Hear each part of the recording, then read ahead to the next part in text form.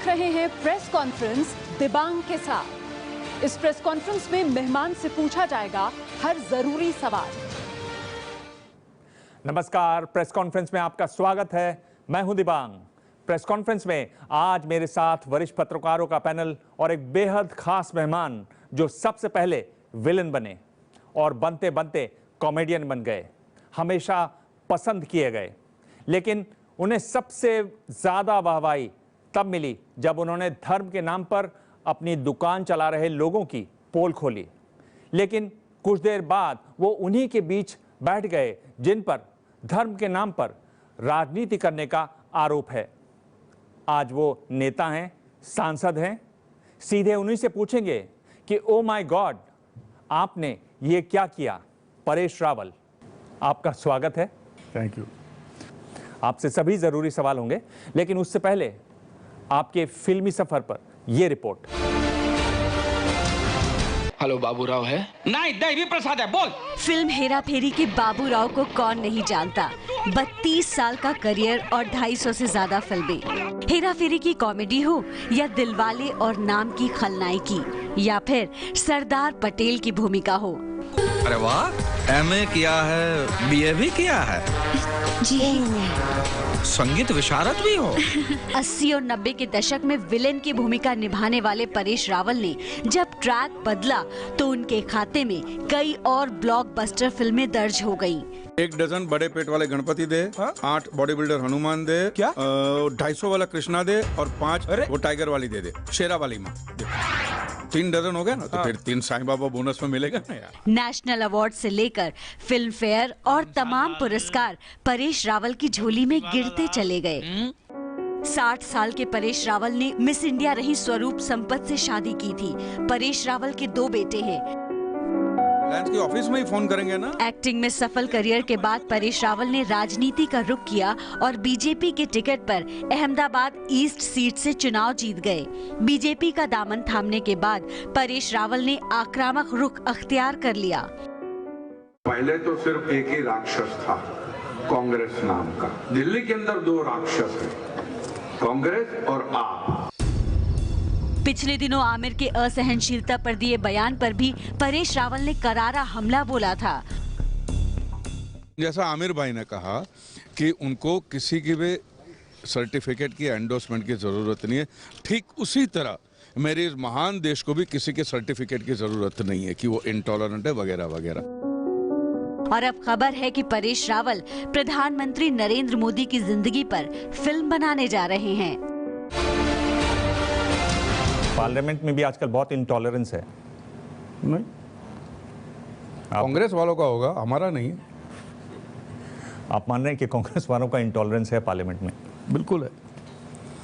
पर क्यों है? आपने ये जानने की कोशिश की, क्यों हो गए कांग्रेसी इंटॉलरेंट? क्योंकि एक तो पहले तो पावर में है ही नहीं। दूसरी बात यह है कि अगर अच्छे बिल पास हो गए, देश की प्रगति हो गई, तरक्की हो गई, तो मोदी जी को क्रेडिट मिलेगी। वो तो बिल्कुल सहन नहीं कर पाएंगे। मोदी जी पीएम बन गए, वो अभी तक पचा नहीं पाए हैं, इससे तकलीफ तो होगी। जी, चलिए इस पर हम लोग लौट के दोबारा आएंगे। जब आपने फिल्मों में शुरुआत की, आपने विलन वाले रोल बहुत किए, बहुत लोगों को वो याद हैं। आपने दूसरे भी रोल किए। हमारी इंडस्ट्री में क्या होता है दिबांग साहब की, कोई एक्टर आता है, अगर वो अच्छा एक्टर है तो उसको विलन के रोल तो मिलते ही हैं, लेकिन अगर वो उसने विलन के रोल में अच्छा काम कर दिया फिर उसी तरह के रोल दिए जाते हैं। हाँ। फिर तब आगे बढ़ के अगर महेश भट्ट जैसे आते हैं, वो मुझे सर पिक्चर देंगे, केतन मेहता सरदार देंगे, या महेश भट्ट तमन्ना देंगे, या फिर प्रियदर्शन हेरा फेरी देंगे, या फिर दिवाकर बैनर्जी ओए लक्की लक्की ओए देंगे। हाँ। या रोड टू संगम देखे। उनको पता है कि अगर ये एक्टर अच्छा है तो अगर हर किस्म के रोल कर सकता है, उस किस्म के रोल मिलते ही जाते। ना ही मैं प्रोड्यूसर हूँ, ना ही मैं राइटर हूँ, ना ही मैं हीरो हूँ कि मैं अपनी करियर को प्लान कर सकूँ जी कि मुझे यही करना है या ये नहीं करना है। हाँ।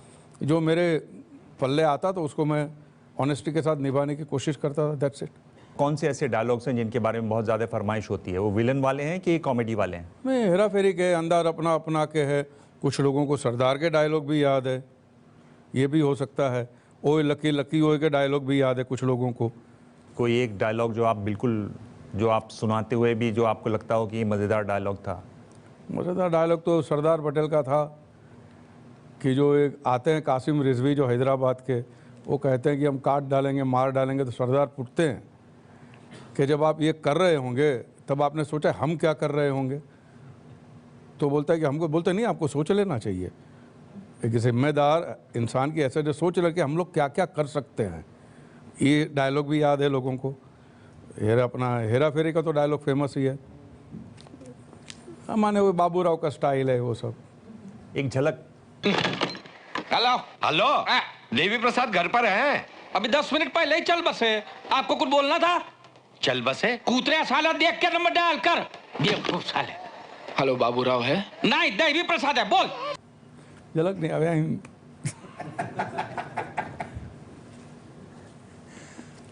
बहुत सारे लोगों ने आपको उतना फॉलो नहीं किया, आप तब नजर में आए जब आपकी शादी हुई स्वरूप संपत से। बहुत सारे लोग, ये सुयोग कैसे हुआ? Because I know her from my theatre days.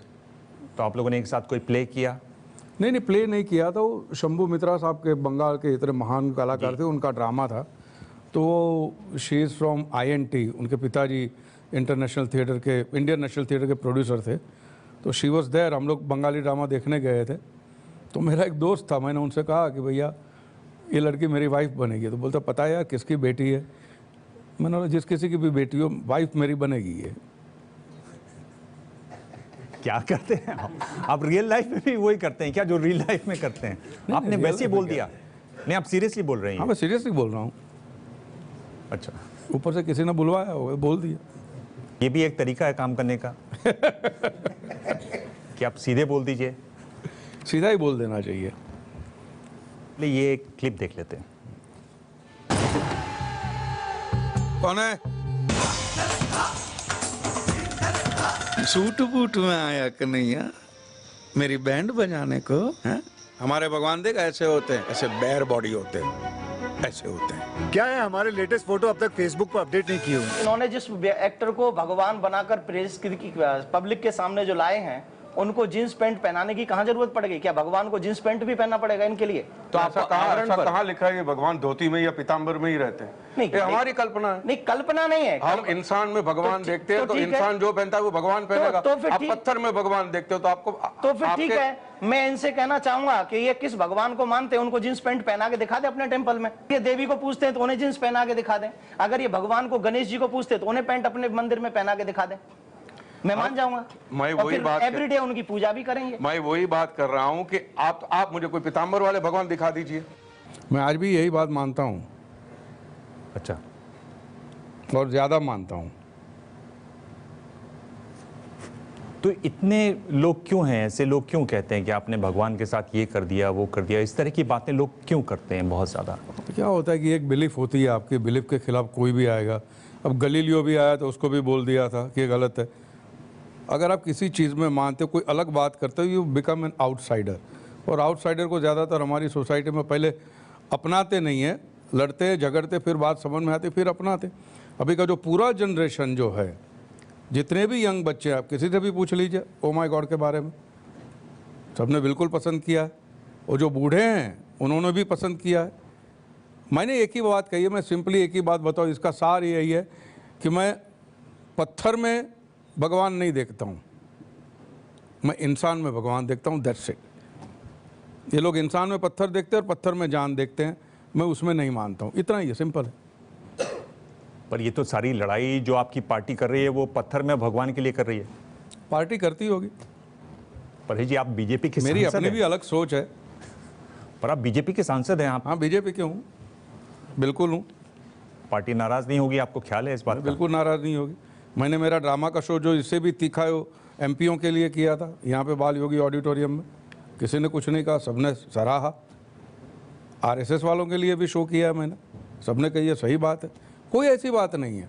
Oh my God part 2 अगर आज बनाने की आपके अंदर इच्छा हो तो मौजूदा माहौल में जहां बात बात पर लोगों की सेंटिमेंट हर्ट हो जा रहे हैं, फिल्मों को बैन करने की, किताबों को बैन करने की, इसको बैन करने की, बैन का पूरा वो चल रहा है, तो क्या इस माहौल में आपके अंदर ये साहस हो पाएगा कि ओ माय गॉड पार्ट 2 बनाएं? मुझे कहानी अच्छी मिलेगी, मैं अवश्य बनाऊंगा। कहानी की तलाश में हूं मैं बनाऊंगा। नंबर 1। नंबर 2 है बैन या ये वायलेंस वगैरह अभी का नहीं है, 14-16 मई के बाद का इतिहास नहीं है, ये पहले से चल रहा है। हाँ। तो बनाई थी हमने, तब भी लोग बनाते थे, तब भी लोग किताबें लिखते थे। तो डरने की बात नहीं है, आप लोगों को समझाइए। डरने की डराने की बात तो है ही नहीं, उससे तो बात बनेगी नहीं। और जो बैन है उसके खिलाफ भी मैं हूँ। मैंने ट्वीट किया था, अगर मुझे शाहरुख से तकलीफ है तो मैं शाहरुख की फिल्म नहीं देखूंगा, ये मैंने मेरा प्रोटेस्ट कर दिया। लेकिन मैं दिबंग साहब को नहीं कहूंगा कि फिल्म मत देखे, ये गलत हो जाएगा, ये मैं मानता हूँ। पर पूरे देश में हो रहा है इस तरह का, हो रहा है, लोग फिल्में देख भी रहे हैं, राजनीतिक पार्टियां शामिल हैं। अब वो तो सब होगी, वो तो सब होगी, हमको उसके खिलाफ ही लड़ना है ना। ये जो बात है ये आपकी पार्टी के अंदर भी तो है, आपकी पार्टी में भी बहुत सारे इस तरह के लोग बात करते हैं। गलत है, आप जानते हैं आपकी मंत्री गलत है, मंत्री कहते हैं या तो रामजादे और फिर वो, ये आप गलत जानते है, हैं उन्होंने क्या ये कहा? गलत है। ये मोदी साहब ने भी पार्टी मीटिंग में कहा है कि ये सोच, ये शब्द, ये विचारधारा गलत है। मैं मानता हूँ गलत है। क्यों बार बार ये गलतियां हो रही हैं और लगातार हो रही हैं? और मोदी जी जैसे प्रधानमंत्री, जिन्हें एक स्ट्रिक्ट नो नॉनसेंस किस्म के पॉलिटिशियन हैं, वो मोदी जी एक बार कहते हैं फिर लोग समझ जाते हैं। पर ये तो समझ कहाँ रहे हैं लोग? समझ रहे हैं, डेफिनेटली समझ, आप भी देख रहे हैं, समझ रहे हैं। ये तो बार बार बात चल रही है कि भाई पाकिस्तान भिजवा दो। ये बात होती रहती है, ऐसी बातें का कोई मतलब होता नहीं है। पाकिस्तान भिजवा दो, कोई पाकिस्तान जाता नहीं है, और ना ही बीजेपी ने कोई ट्रैवल एजेंसी खोली है, ऐसा कुछ है नहीं। आज की तारीख में आपको क्या लगता है कि आमिर और शाहरुख की फिल्मों के बारे में जिस तरह से बातें हो रही हैं, हर एक मसले पे बहुत ज़्यादा इंटॉलरेंस दिखाई दे रही है, वो बतौर कलाकार आप कैसे फील करते हैं? और कलाकारों का सेक्शन है, उसमें जो एक इम्प्रेशन गया है आपकी पार्टी का, वो कैसा है? नहीं, कलाकारों में जो इम्प्रेशन गया है और जो इंटॉलरेंट का जो अवार्ड वापसी थी, वो सब बोगस है। This is circus. ये सबके जज्बात तब नहीं जागे थे 2014 के पहले। ये मेड टू ऑर्डर जज्बात हैं, ये डिज़ाइनर सेंटिमेंट्स लेके जो निकले हैं बाहर, ये सिंथेटिक ह्यूमैनिटी की जो बात करते वो तब कहाँ थे? मैं ये पूछूँ, अगर आप अभी के लिए सवाल उठाएंगे तो मैं तब के लिए सवाल पूछूंगा। ये सीधा सीधा बात है, नंबर 1। नंबर 2, अगर ये माहौल ऐसा तो आप मुंह ही नहीं खोल सकते। किसी ने मुंह खोला था इमरजेंसी के टाइम? सोसाइटी के अंदर इतनी डाइवर्सिटी है, ऐसी बातें होती रहती है, ऐसी बातों का विरोध करना चाहिए। सांसद होने के नाते, कलाकार होने के नाते मैं विरोध करता हूँ। मुझे लगता है जो सही हो मैं सही है बोलता हूँ। पर ये और मेरी फिल्म के खिलाफ भी हुआ था। मेरी ओ माय गॉड वहाँ पे लुधियाना में रिलीज नहीं हुई थी, क्या करें? पर परेश जी ये बताइए कि अगर आप एक तरफ तो कहते हैं कि कोई विरोध करे तो करे, पर दूसरों को नहीं रोकना चाहिए। मैं ये कह रहा हूं, अगर कुछ लोगों को लगता है कि उन्हें अवार्ड वापस देने हैं तो देने दीजिए। तो दीजिए ना, कौन ना बोलता है? We are not intolerant about it. दे दीजिए ना, लाइए। और भी है तो, और अगर नहीं आपके ऊपर हम देते उसे रिटर्न कर दीजिए।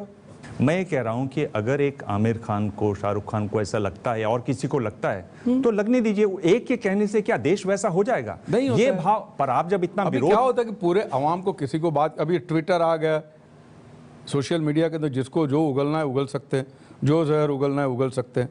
तो शुरू हो जाता है। मीडिया भी साथ दे रही है, मीडिया को भी इस बात को बंद करना चाहिए, मीडिया को भी इतना बहकाना नहीं चाहिए था।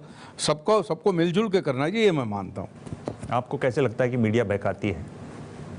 आपको नहीं लगता? मैं पूछ रहा हूँ कैसे लगता है? मैं भी वही पूछ रहा हूँ, आपको नहीं लगता? नहीं, मैं पूछ रहा हूँ कैसे आपको लगता है? हेडलाइन देके क्या बार मारते रहते हैं, हैमरिंग होते रहता है। कुल मिला के ये कह रहे हैं कि मीडिया को बहकाना नहीं चाहिए, बार एक चीज को नहीं दिखाना चाहिए, सबको बैलेंस में रहना चाहिए। मैं ये कहता हूँ, जो विरोध करते हैं उनको भी बैलेंस में रहना चाहिए, जो बोलते हैं उनको भी बैलेंस में रहना चाहिए। मैं सबकी बात कर रहा हूँ। मैं आमिर शाहरुख को भी बोल रहा हूँ, परेश रावल को भी बोल रहा हूँ, सांसद एज एन एक्टर, पार्टी को, सबको बोल रहा हूँ। ये मेरी अपील है। मेरी फ्रीडम की वजह से आपके जज्बात को ठेस पहुँचती है तो मुझे नहीं करना चाहिए ऐसा, ये मैं मानता हूँ। ये तय कैसे करेंगे कि कब ठेस पहुंच रही है और कितनी ठेस पहुंच रही है और नहीं पहुंच रही है? वो तो अभी जो सामने वाला बताएगा, थर्मोमीटर मुंह में डाल के इतनी ठेस पहुंची, और क्या कर सकते हैं। शाहरुख या आमिर खान को असहिष्णुता नजर आती है तो क्या लगता है कि वाकई इसमें कुछ सच्चाई, चिंता का विषय है, या कहीं इसके पीछे कोई राजनीतिक साजिश है? नहीं, राजनीतिक साजिश तो मैंने को कि न आमिर न शाहरुख इतने गिरे हुए लोग हैं नहीं कि वो राजनीतिक साजिश का शिकार बनेंगे, ना ही वो इतने शैलो है कि उनको ये करने की ज़रूरत है। वो बात है ही नहीं। उनको कहीं पे बात लगी होगी क्योंकि उन्होंने कही है, क्योंकि सुलझे हुए लोग बोलते तो आपको सुनना पड़ता है, सुनना चाहिए, मैं मानता हूँ। लेकिन बाद में विरोध भी होता है। अगर मैं आपसे प्यार करता हूँ, आपसे मोहब्बत करता हूँ, मैंने आपको सर आंखों पे बिठाया, आप कुछ बात बोलेंगे तो मुझे बुरा लगता है तो मैं विरोध करूँगा। लेकिन सबको बैलेंस रखना चाहिए, यही मैं कहता हूँ। यही मैं पूछ रहा हूँ कि अचानक ऐसा विभाजन क्यों दिखाई पड़ने लगा, इसके पीछे क्या कारण है, कौन से तत्व ऐसे हैं? पता नहीं मुझे, मैं तो पहले भी कहा था कि मोदी जी आए हैं तो कुछ लोगों को दिमाग में कॉन्स्टिपेशन हो गया, अभी तक बात हजम नहीं हो रही है, यही बात है। क्या करे, कैसे हराएं? जो बंदा आ गया, इतना रिलेंटलेस मीडिया के प्रेशर के बावजूद अगर पीएम बन गए हैं, इतना सब कुछ हो गया, अलग अलग तरीके अपनाए जाते हैं, अलग अलग रीज़न भी हैं, ऐसा मैं मानता हूँ। पर परेश जी, आप क्या वाकई में ऐसा मानते हैं? क्योंकि मोदी जी आए नहीं हैं, बीजेपी पूर्ण बहुमत में आई है। हाँ वही तो अभी भी लोगों को लगता है कि कॉन्स्टिपेशन है जो आप बोल रहे हैं। हाँ, कुछ लोगों को, जो लोग ये कर रहे हैं विरोध, उनको लगता है, बीजेपी को नहीं लगता है, कांग्रेस वालों को लगता है, जो भी बाकी लोग हैं उनको लगता होगा। चलिए थानवी जी। एक तो आपने ये कहा कि पहले बोलना चाहिए था, अगर पहले कोई नहीं बोला है तो उसको बाद में बोलने का हक क्या नहीं रहता है? पहले लोगों ने मोदी जी को बहुमत नहीं दिया, इस बार दे दिया, उस वक्त आप उनसे ये सवाल तो नहीं कहते कि आपने पहले हमको क्यों नहीं दिया था? तो पहले हम लोगों ने विरोध नहीं किया तो पहले लिखने के लिए लोगों को गोली भी नहीं मारी गई। आपने कहा ऐसा होता आया है, आप बताइए कि पहले भारत में किसी को नाटक करने के लिए, किसी को लिखने के लिए उसकी गोली मार के उसकी जान ले ली गई हो, किसी को किसी खाने के नाम पे शक पे कि आपने ये चीज खाई है और हम तय करेंगे नहीं खानी चाहिए, उसको जान से मार दिया गया हो? आप जवाब दें, उससे पहले बता दूं कि थानवी जी गए थे हाँ राष्ट्रपति जी से मिलने के लिए इस मुद्दे पर। जी मैं जानता हूँ, डेफिनेटली जानता हूँ जी, नहीं मैं मानता हूँ। उसके बावजूद भी मैं ये बात फिर से कहूंगा कि तब क्यों नहीं कहा था, इतने साल से जो हो रहा था तब क्यों नहीं कहा था? यानी मोदी जी को चुन के लोग लाए तो ये सवाल पूछा जाए क्या क्यों लेके आए? जिन्होंने ये तो कोई रिटर्न सवाल नहीं हुआ या ना। तो इतनी क्या इंतहा हो गई, इतना क्यों ऐसा हो गया कि बस अब जाके करना पड़ेगा ये सब? ये बात मेरी समझ में नहीं आई। पिछले दिनों में इस किस्म की गतिविधियां देश में बढ़ी हैं। आप अखिलेश जी के सामने, दफ्तर के सामने गए थे कोई भी? जो दादरी गांव है वो कर्नाटक में, वहां पे कोई गए थे क्या? आप सीधे पीएम को निशाना बना, जैसे स्टेट गवर्नमेंट तो है ही नहीं, बस एक ये उनका, वो क्यों नहीं किया? फिर वो करना चाहिए था ना। पूरे देश में अलग अलग जगहों पर ऐसी घटनाएं नहीं, मैं तो ये पूछता हूँ अलग अलग होगी, लेकिन ये ऐसा क्यों नहीं किया? 2 बार जो है गलती हो तो उसका मतलब वो सही हो जाती है, ये तो दलील नहीं। मैं कहता हूँ ये गलत हुआ है। किसी की भी हत्या करनी, खाने के मामले को लेकर या किसी भी ड्रामा के मामले को लेकर हत्या करनी गलत बात है, लेकिन उस बात को पकड़ के जो चला था, जो पूरा सुनामी आ गया, मैं उसकी बात को, बाद में पूरा इंटॉलरेंस का ऐसा लेबल लग गया, हिंदुस्तान पूरा ये है और इनके राज में ऐसा हो रहा है, सिर्फ पीएम को ही जो टारगेट किया गया उसकी बात मैं कर रहा हूँ। अगर अखिलेश जी के सामने गए होते या यूपी गवर्नमेंट या कर्नाटक गवर्नमेंट के सामने टारगेट किया गया है, प्रधानमंत्री को नहीं किया गया है। कई जगहों पर ऐसे संगठन शामिल हैं जो भाजपा से ये जाता था सर कि भाजपा के राज्य में ही ये हो रहा है, ये भाजपा ही करवा रही है। आज भी हम लोग जो बैठे, मुझे भाजपा का सांसद उसी वजह से सारे सवाल पूछे जा रहे हैं। भाजपा की सरकार काबू तो कर सकती है। तो काबू का स्टेट गवर्नमेंट करने जाती है, बोलते कि भैया फेडरल स्ट्रक्चर बिगाड़ रहे हो, हमारे काम में आप दखलंदाजी कर रहे हो। कोई रचना हो, आर्ट का, कोई सिनेमा हो, कोई किताब हो, एक सेंसर बोर्ड है, होम मिनिस्ट्री के अपने डिपार्टमेंट्स हैं, पेटेंट, ये सब होने के बाद फिर बॉयकॉट की बात, जाके वहाँ तोड़ फोड़ करने की बात नहीं करनी चाहिए। नहीं, लेकिन ये हुसैन साहब से लेके और आज तक चल रहा है, दिलवाले तक, ये जो लोग करते हैं उनके बारे में आपकी क्या राय है? उनको सरकार कैसे डील नहीं करना चाहिए? हुसैन साहब नहीं, के खाली वक्त कहने भर से नहीं, कहने को तो मैंने देश के हाईएस्ट लोग कर रहे हैं, लेकिन क्या करना चाहिए और वो कौन पैरामीटर तय करेगा कि जो स्टेट गवर्नमेंट, समझ गया, स्टेट गवर्नमेंट का मसला है, ये जिम्मेदारी स्टेट गवर्नमेंट की है। मुझे पता है कि महेश भट्ट साहब की पिक्चर के लिए गुजरात के अंदर ही उनको प्रोटेक्शन दिया गया था, जिस्म 2 या जिस्म 1 ऐसी कोई फिल्म, तो मैं नाम भूल गया हूँ। स्टेट गवर्नमेंट ने प्रोटेक्शन दिया था, इसी मोदी सरकार ने प्रोटेक्शन दिया था। जिन्होंने विरोध किया, गलत जो तोड़फोड़ कर रहे हैं, कानून अपने हाथ में ले रहे हैं, उनके खिलाफ कोई एक्शन लेने का, कोई लेनी चाहिए एक्शन, नहीं लिया है वो भी बात सही है, लेनी चाहिए, ये मैं मानता हूँ। आपने किसी स्टेट के सीएम को 9-9, 10-10 घंटा बिठा के ड्रिल किया, उन्होंने कभी कुछ नहीं किया। मैं मोदी जी के साथ हूँ, मोदी जी अगर कांग्रेस में होते तो मैं मोदी जी के साथ हूँ। पाटीदार आंदोलन ने जिस तरह से हैंडल किया मुख्यमंत्री ने, और अच्छी तरह से हैंडल किया जा सकता था। हम उसी स्टूडेंट को सिलेक्ट करते हैं जो हमारा नाम रोशन आगे चलें। चले। परेश रावल जी ने उनको ट्रेनिंग दी है, कैसे बोला जाए, कैसा भाव दिखाया जाए, ऐसा परेश रावल जी ने ट्रेनिंग दी, मैं नहीं जानता।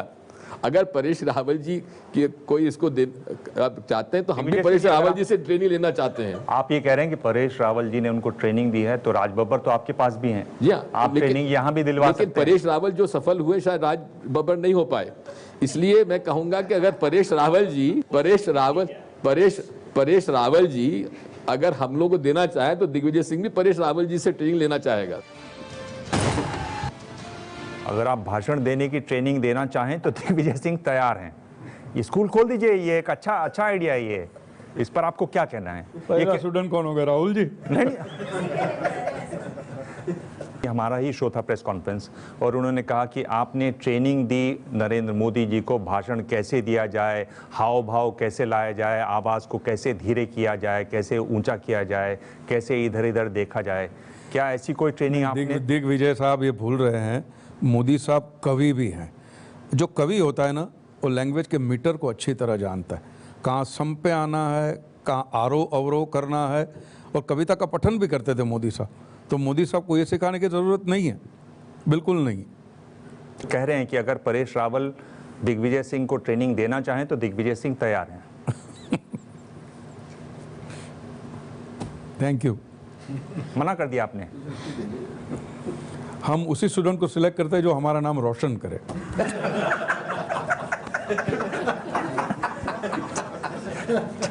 मुझे ये पूछना था कि आपकी पहली मुलाकात किन सर्कमस्टांसेस में हुई मोदी जी से? जैसे आप स्वरूप जी को देख के आपने बोला कि ये लड़की मेरी पत्नी बनेगी, क्या आपने मोदी जी को देखा और बोला ये व्यक्ति जो है ही इज़ माई लीडर? मैं मोदी जी को तो आई थिंक 2006 और 2007 में पहली बार मिला था, लेकिन मैं वाकई प्रभावित हुआ था एक बात से 2001 में जब वो सीएम बने, और उसी दिन शाम को 5 बजे उन्होंने साबरमती के अंदर पानी छोड़ा था, तो मैं बड़ा प्रभावित हुआ था।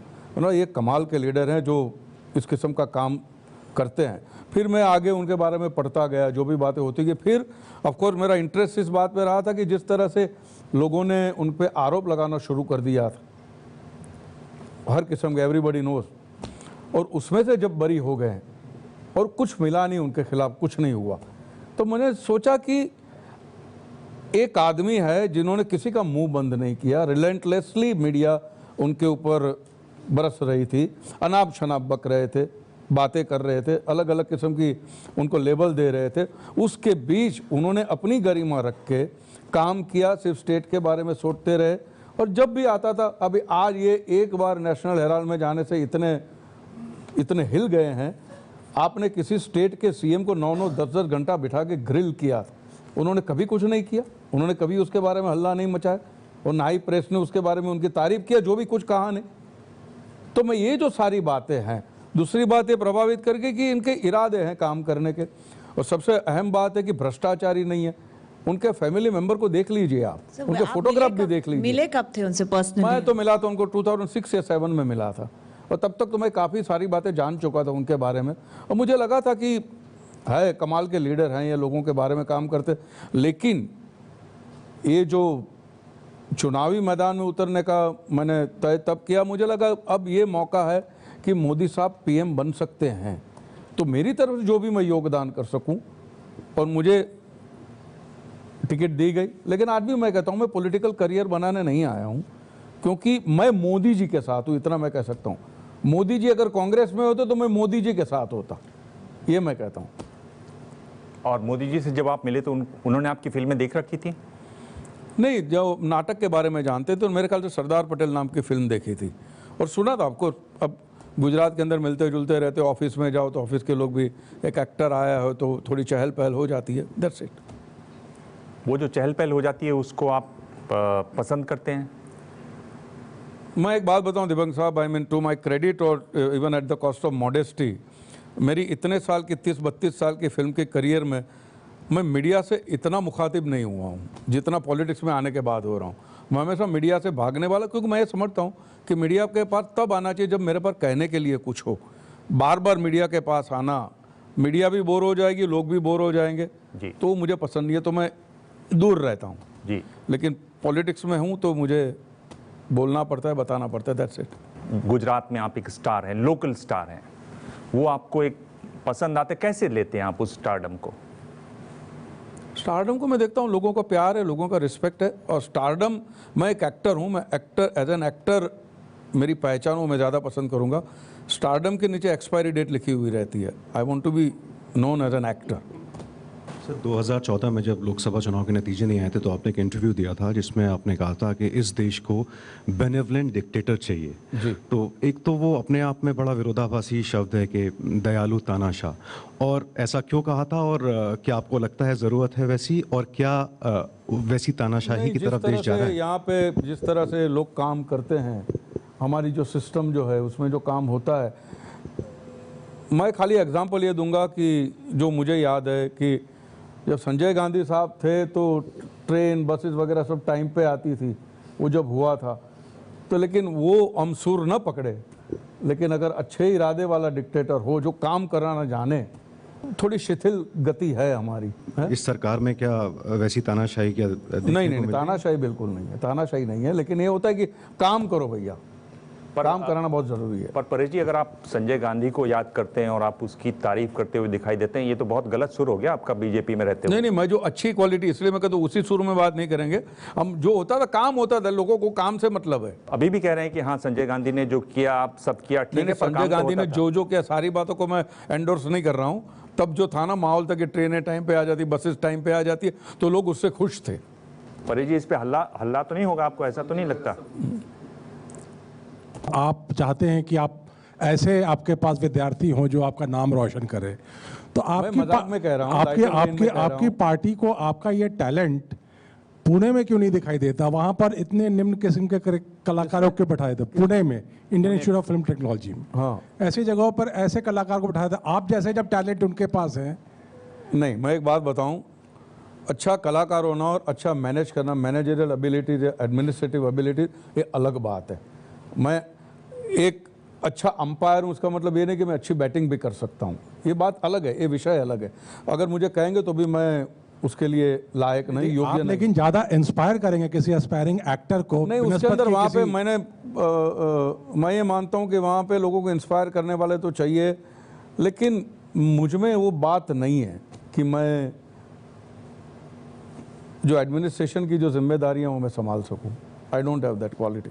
नहीं, लेकिन और आपके यहाँ और भी टैलेंटेड लोग हैं, बिल्कुल निम्न किस्म के, निम्न स्तर के किसी कलाकार को वहाँ कलाकार है भी कि नहीं, कला का नाम जोड़ा जाए या नहीं? नहीं, अभी वो लोग कर रहे हैं। मतलब बदले जा रहे हैं? मैं नहीं बनने जा रहा हूँ।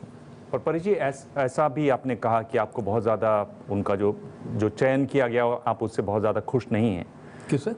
जो FTII के चेयरमैन जो बनाए गए। हाँ, मैं एक बात कहूँ, देखिए वो तो मैंने कहा भी था, काफ़ी इंटरव्यू में कहा कि मैं गजेंद्र सिंह के उन्होंने जो फिल्म किए, जो भी कुछ है, उससे अगर उसको सिर्फ देखें तो ही इज़ नॉट फिट। लेकिन इनटॉलरेंस की बात कहाँ आती है?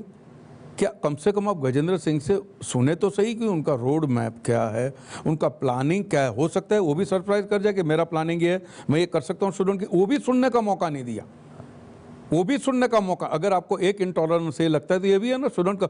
जो स्टूडेंट कुछ जानते नहीं है एडमिनिस्ट्रेशन के बारे में, वो उठ के सवाल करते हैं। कम से कम उनसे सुनिए तो सही उनका प्लान। वो भी किसी ने सुना नहीं, ना किसी ने पूछा कि ठीक है भैया आप आ तो गए, आपका प्लान सुनने के बाद में उनको रिजेक्ट कीजिए ना, या एक्सेप्ट कीजिए। वो तो करना चाहिए था ना।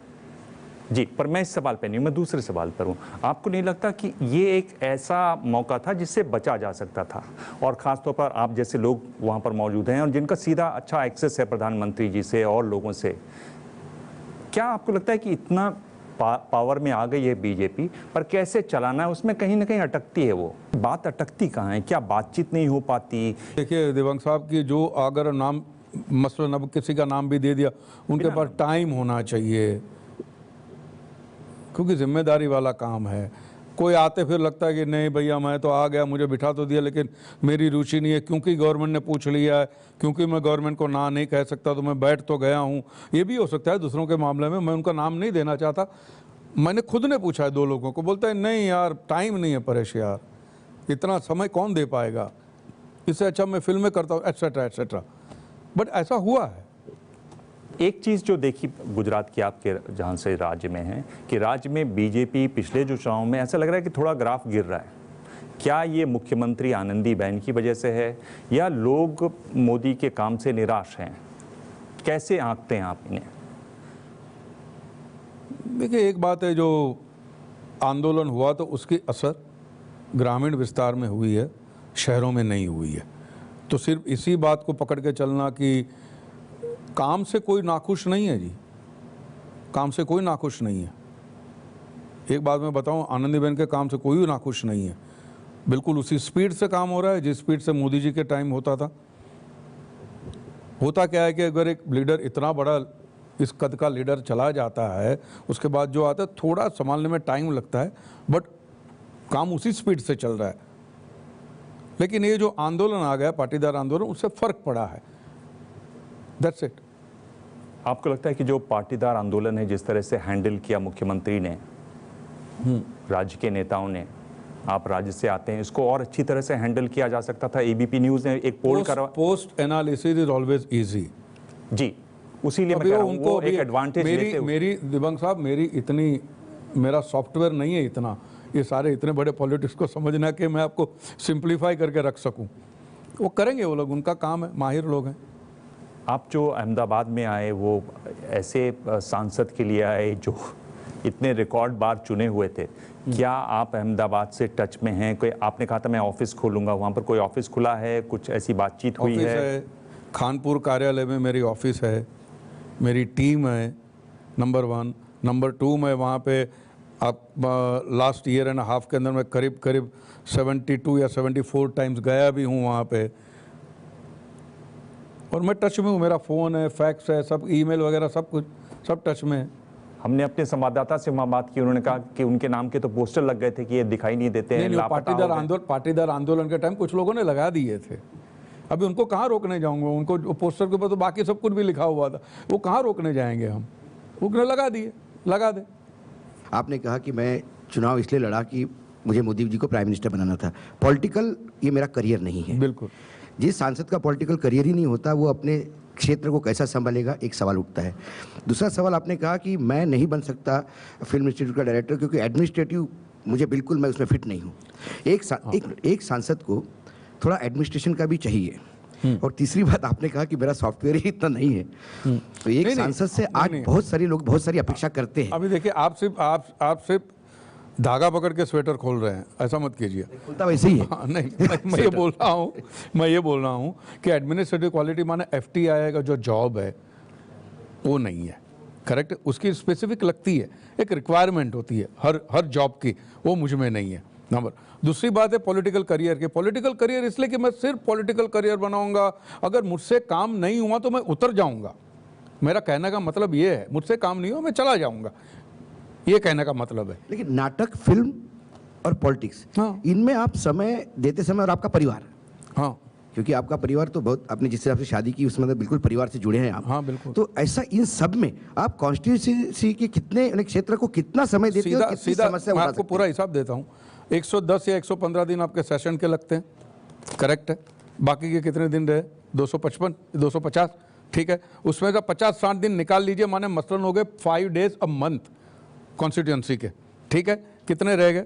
फिर भी 200 दिन को, तो मेरे जैसे कैरेक्टर आर्टिस्ट को 200 दिन के अंदर मैं फिर भी 5 या 6 या 7 फिल्म कर सकता हूँ। हालांकि मैंने 1.5 साल के अंदर सिर्फ एक ही पिक्चर की है, लास्ट 1 ईयर एंड हाफ में एक ही पिक्चर की है मैंने। देखिए, पहले एक बात मैं बता दूं कि मैं एक्टिंग तो छोड़ूंगा नहीं, क्योंकि मैं एक्टर हूँ, इसी वजह से MP बना हूँ। तो जो मेरी रोजी रोटी है, जो मुझे कमाना है, फिल्म लाइन से कमाना है, इसमें से नहीं कमाना है मुझे, सीधा हिसाब है। ये जो आप अहमदाबाद में गए, एक ऐसे वहाँ सांसद थे जो अडवाणी जी के बहुत करीब थे, उनको बिठाना था किसी तरीके से, तो मोदी जी ने आपके स्टारडम का इस्तेमाल किया, आपको वहाँ पर उम्मीदवार बना दिया, हिरेन पाठक को बिठा दिया गया। जो लोग जानते हैं, अंदर से टिकट जब बटी तो उस पर भी काफ़ी खींचतान मची। आप कैसे देखते हैं इसको? मुझे बुलाया गया, मैं बैठ गया, मुझे आगे पीछे कुछ ना मैं सोचा है ना मैं सोचना चाहता हूँ। नहीं, ऐसा थोड़ी है। हाँ, मुझे बुलाया, आपको लड़ना है, मैं लड़ रहा हूँ, सिंपल। पॉलिटिक्स, पार्टी पॉलिटिक्स में जो भी कुछ पॉलिटिक्स, उसमें मैं क्यों पढ़ूँ? वो मेरा विषय ही नहीं है। मेरा विषय, मुझे जिम्मेदारी की, मैं सांसद होने के नाते मुझे मेरी कॉन्स्टिट्यूंसी का काम करना, उतना ही मेरा विषय है, उतना ही मेरा फोकस है। आगे पीछे मैं नहीं जानता हूँ। ये भी इतनी भी बातें भी मैं करता हूँ पॉलिटिक्स की, थोड़ी बहुत मेरी जानकारी इसकी वजह से, वरना ज़्यादा नहीं है मेरी जानकारी। पर आप जानते हैं कि वहाँ एक ऐसे सांसद थे जो गली गली, मोहल्ला मोहल्ला, घर घर जानते थे। लगातार लगे रहते थे, मतलब 24/7। मुझे भी जानेंगे ना, मुझे भी जानते हैं। आपसे पहले आप देखिए तो धर्मेंद्र चले गए, अमिताभ बच्चन लौट गए, गोविंदा वापस लौट के चले गए। अब उनके रीजन रहे होंगे। आप ही के पार्टी के आपके एक दोस्त हैं, पार्टी में भी हैं, नहीं भी हैं, आपके दोस्त हैं, आपके शत्रु नहीं हैं। शत्रु साहब? हाँ, शत्रु साहब के बारे में जैसे पार्टी के मेंबर है, हमारे एमपी हैं। पर आपने बिहार में उनकी भूमिका देखी। अरे आप बड़ा लंबा खींच रहे। मैंने कहा ना, शत्रु साहब हमारे एमपी है, उससे आगे मैं कुछ नहीं जानता हूँ। नहीं, पर आपने मैं मेरी कॉन्स्टिट्यूंसी के बारे में ही सोचता हूँ दिबंग साहब, आगे पीछे खींचिए मत आप। नहीं, पर थोड़ा बहुत तो आपने पढ़ा होगा अखबारों में, जिस तरह की वो बातें करते हैं। जो मैंने पढ़ा है मैं सब थोड़ी बताऊंगा यहाँ पे। अखबारों में पढ़ी हुई चीजें, उसमें आप अपना दिमाग तो बनाते में रहने दीजिए। आपने उनसे कभी बात की बिहार के बारे में? नहीं। वैसे आप उनसे बात करते हैं कभी? हाँ, करता हूँ, मेरे सीनियर है और मेरे दोस्त भी हैं, अच्छे दोस्त हैं। आप नहीं चाहते कि अयोध्या में इस तरह से मंदिर बने जिस तरह से बात? मैं पत्थर में भगवान नहीं देखता हूँ। 5 साल के लिए हम धर्म कर्म की बात नहीं करेंगे। सिर्फ 5 साल मोदी जी को एक गिफ्ट दे दे, इतना करना बहुत जरूरी है देश के लिए, विकास के लिए। इसी का रोल आप करेंगे? जी। क्या आप हार्दिक पटेल को देशद्रोही मानते हैं? और एक आंदोलन अगर आरक्षण की वो कर रहे हैं तो उसके एवज में उनको जेल में और देशद्रोह के इतने मुकदमे झेलने पड़ रहे हैं। मामला अदालत में है तो लेट अदालत से ना, जब तक मामला अदालत में तब तक मैं कुछ बोलना नहीं चाहूँगा। अच्छा, वो आपके स्टेट से आते हैं, गुजरात से, तो क्या वो उनका आंदोलन सही था या गलत था? गुजरात के अंदर ऐसा आंदोलन होता है, दुख होता है और कुछ नहीं। गुजरात इतना जो शांति से चल रहा था और पाटीदार सबसे बड़ा हिस्सा है गुजरात का, गुजरात की उन्नति का।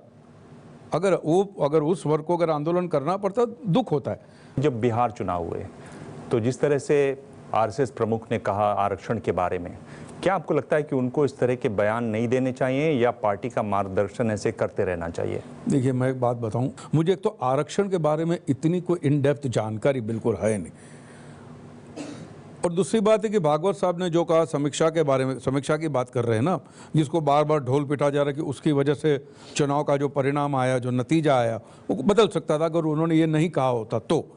इसके बारे में मैं ज़्यादा पता नहीं है, मुझे क्या बोलूँ मैं, मुझे समझ में नहीं, क्योंकि मेरा कोई ज्ञान नहीं है इसके बारे में। रियल लाइफ से रियल लाइफ में आए, कोई मुश्किल आपको लग रही है? क्यों? इसमें रीटेक नहीं है। हाँ, तो रीटेक में फायदा है ना, आप नहीं, देखो क्या अपनी लाइन सुधार सकते हैं। सच्चाई से बात करते हो ना, तो फिर यहाँ रहो कि वहाँ रहो, कहीं भी रहो, कोई प्रॉब्लम। जब कन्विक्शन से बात करते हो, अगर मुझे गोल गोल बातें करे तो मेरे लिए तकलीफ होती कि मैं वहाँ भी अलग हूँ, यहाँ भी हूँ, वैसे कोई मेरे लिए दिक्कत है नहीं। पर पिछले दिनों आप जो एक मुद्दे पर खूब बोले और हाउस में भी खूब बोले, वो एजुकेशन माफिया पर बोले। आपने कहा ये एजुकेशन टेररिज्म है, और आप बोलते बोलते भगवान तो क्या, आपने कहा रजनीकांत भी इसको नहीं सुलझा सकता। क्या आप संक्षेप में उसको कहेंगे कि क्या आपका वो बड़ा मुद्दा क्या है? मुद्दा ये है कि मैं मिडिल क्लास से आया हूँ, मैं जानता हूँ कितनी तकलीफ होती है। पहले तो स्कूल के अंदर दाखला दिलाने के लिए आपको कैपिटेशन फ़ी वगैरह सब भरना पड़ता है, और जैसे स्कूल के अंदर आप आ गए उसके बाद सीधा कोचिंग क्लास में डालो, क्योंकि अगर कोचिंग क्लास में नहीं जाएगा तो पढ़ नहीं पाएगा, क्योंकि सब जानते हैं, अच्छी तरह से जानते हैं। आप देखिए 60% प्राइमरी स्कूल के बच्चे जाते हैं कोचिंग क्लास में, और 83% हाई स्कूल के बच्चे जाते हैं कोचिंग क्लास में। करीबन 1.5 लाख करोड़ का कारोबार है ये पूरा कोचिंग का, जिसका अनअकाउंटेड मनी है या अकाउंट होता है वो दूसरा विषय है। तीसरी बात यह है कि अगर स्कूल में पढ़ाते नहीं हैं ये, उनको पता है कि यहाँ थोड़ी पढ़ाना है तो घर पे आ जाएंगे बच्चे, और पहले मुर्गी की पहले अंडा ऐसा हो गया है ये कि कोचिंग क्लास बढ़े हैं, उसकी वजह से स्कूल में टीचर नहीं पढ़ाते हैं, या टीचर नहीं पढ़ा पाते हैं इसकी वजह से कोचिंग क्लास बढ़े हैं। ये समझ में नहीं आ रहा है ये रिलेशन। और मैंने जो टेररिज्म का कहा था कि हमारे गवर्नमेंट के पास सूची नहीं है, कितने कोचिंग क्लास है, कितना कैसे कारोबार ये चल रहा है, कुछ है ही नहीं। और कोचिंग क्लास में मैं समझता हूँ कि आपको पढ़ाते नहीं है, आपको टिप्स देते हैं how to score well.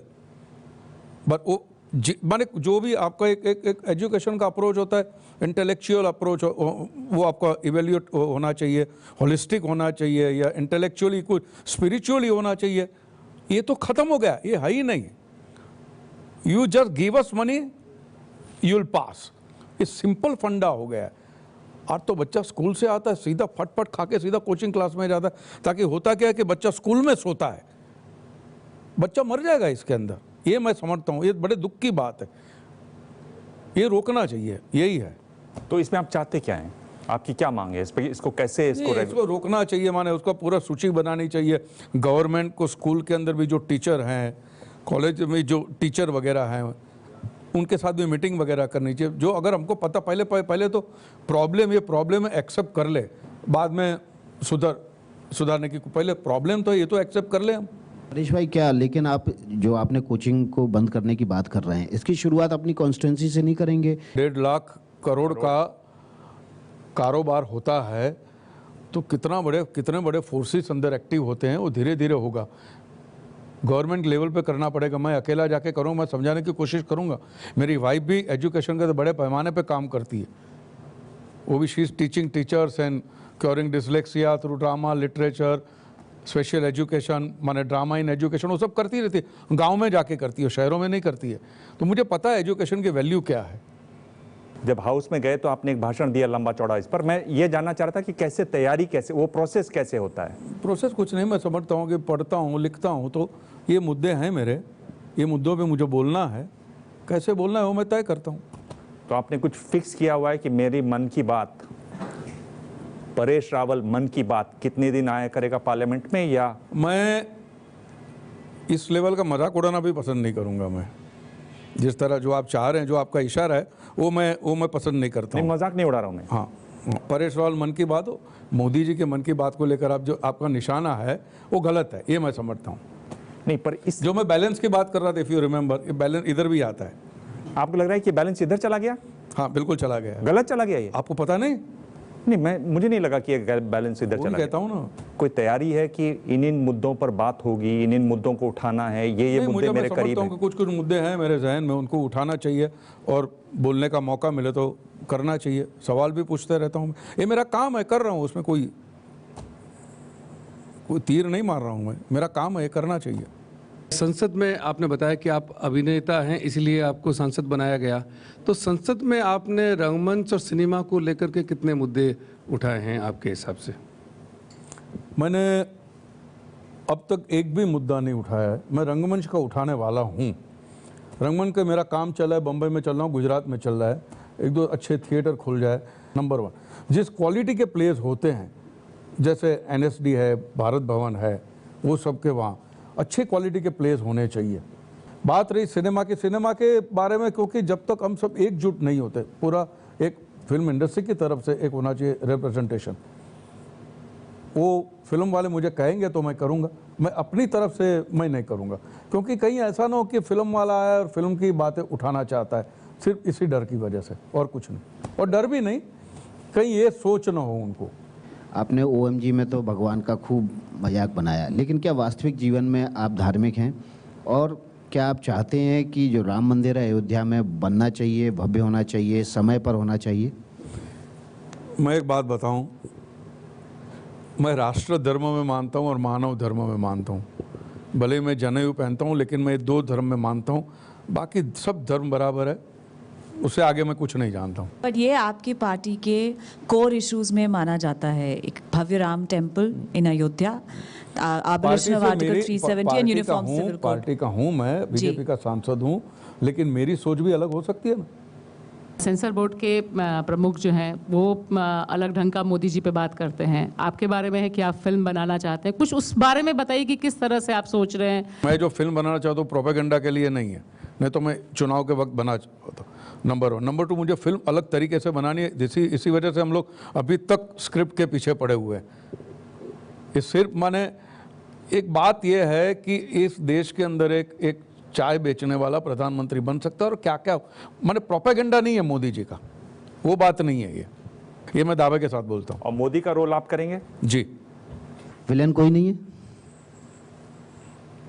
Villain रखा ही नहीं आपने अपनी? हमारे पॉलिटिक्स में कोई गब्बर हमेशा के लिए नहीं होता। गब्बर मैं आपसे फिर पूछ रहा हूँ, आप नहीं चाहते कि अयोध्या में इस तरह से मंदिर बने जिस तरह से बात हो रही है? मैं मानता हूँ राष्ट्र धर्म और मानव धर्म, मैंने तब भी कहा था, चुनाव के दौरान ही मैंने कैंपेनिंग में कहा था कि मोदी जी पीएम बनते हैं तो हमें मोदी जी को 5 साल के लिए गिफ्ट देनी चाहिए कि 5 साल के लिए हम धर्म कर्म की बात नहीं करेंगे, put everything on back burner. सिर्फ 5 साल मोदी जी को एक गिफ्ट दे दे कि मोदी जी अब जो करना है कीजिए। आप इतना करना बहुत ज़रूरी है देश के लिए, विकास के लिए, इतना मैं मानता हूँ। आपने जो ये वक्त बिताया लोकसभा में सांसद के तौर पर, कैसे आप उसको समाप्त करते हैं? समिंग अप, बड़ी बड़ी ह्यूमिलिटी के साथ मैं बोलता हूँ, बहुत सीखना है, बहुत काम बाकी है। पहली बात तो ये देखिए कि हम जो आम आदमी जिस तरह से पॉलिटिक्स को समझता है, जो नोशन है उसका पॉलिटिशियन के बारे में, मैं अच्छे पॉलिटिक्स की बात कर रहा हूँ, बुरे जो प्रोटोटाइप है उसकी बात नहीं कर रहा हूँ। तो अच्छा पॉलिटिक्स तो बहुत कठिन है, बहुत ही सीखना है, उसमें बहुत जानकारी चाहिए और बहुत कमिटमेंट चाहिए, ये सब कुछ चाहिए। एक उम्दा इंसान बनने के लिए जो चीज़ें चाहिए वो उम्दा पॉलिटिशियन बनने के लिए भी चाहिए, ये मैं समझता हूँ। और देश में बहुत प्रॉब्लम है, धीरे धीरे हमको सॉल्व करना है। और मैं फिर से ये बात मैं मानता हूँ, दावे के साथ कह भी सकता हूँ कि अगर मोदी जी नहीं करेंगे तो बड़ा कठिन होगा देश के लिए, क्योंकि फिर कोई दिखता नहीं है। और ये दौर रैपिड फायर का, इसमें 5 सवाल हैं। हर सवाल के साथ मैं आपको 2 ऑप्शन दूंगा, उनमें से आपको एक चुनना है। तीसरा ऑप्शन यह है कि आप कह सकते हैं मैं जवाब नहीं देना चाहता, यानी पास। और 5 में से 3 सवालों के जवाब देते हैं तो ये गिफ्ट है आपके लिए एबीपी न्यूज़ की तरफ से। शुरू करें? हाँ जी।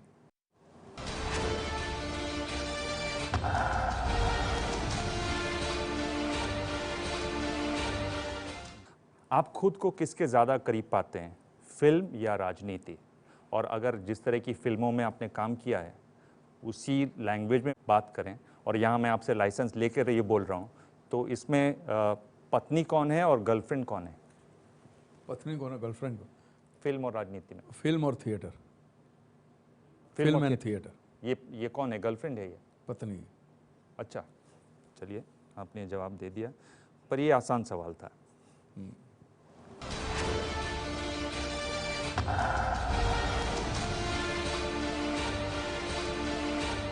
अगर आपकी फिल्म के रोल्स की बात करें तो 2 फिल्में, एक सर जिसमें आपने एक डॉन का रोल प्ले किया और दूसरा ओ माय गॉड कांजीलाल वाला, आप किसको ज़्यादा चैलेंजिंग, किसको ज़्यादा चुनौतीपूर्ण मानते हैं? Oh my God. Oh my God. 2 में से 2 सवाल आपने जवाब दे दिए हैं।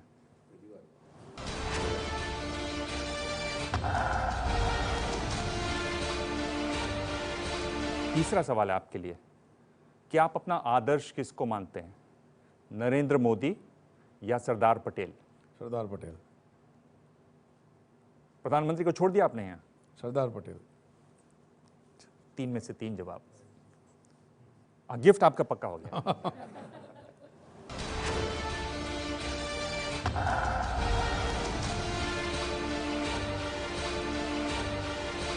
धर्म का मजाक किस फिल्म में ज्यादा उड़ाया गया, ओ माय गॉड या पीके? पास।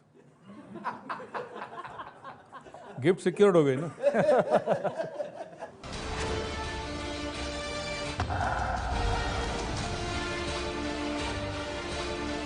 अगर आपको ईश्वर कहें कि एक वरदान जो आप मांगोगे वो पक्का होगा, तो इन 2 में से आप क्या चुनेंगे, अयोध्या में राम मंदिर या नरेंद्र मोदी को एक और टर्म? नरेंद्र मोदी को एक और टर्म। पक्का? बहुत बढ़िया, आपने 5 में से 4 जवाब दिए, आपको मैं ये देता हूं।